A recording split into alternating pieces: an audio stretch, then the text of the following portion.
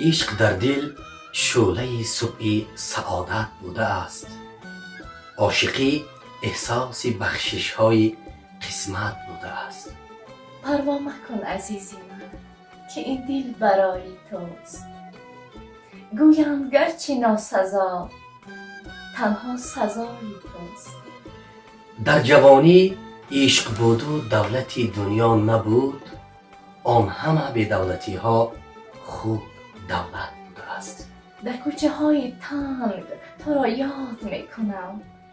هر آنجا که پای می نهم آواز پای توست.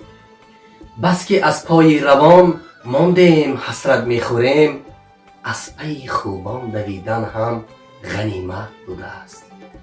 با یاد تو و کوه ها فریاد می کنم. هر کوه اگر صدا دهد گویا صدای توست. در فلک جستن ستاره صنعت است و در زمین خویشتن را گم نکردن نیز صنعت بوده است. من با کمال عاقلی دیوانه توام. هوشیاری و جنون من هر دو فدای توست.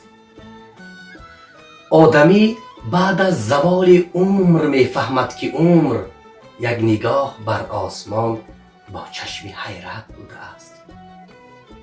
هر کوتاهی که از من شاعر گذشته است القای چشم ساده و قد رسای توست. بهترین گنجی که آدم یافت گر سیم و زر است، بهترین گنجی که گم کرد او محبت بوده است. هرگاه که بر گذشته ها دل گریه می کند فردای من شنیدن گلخنده های توست.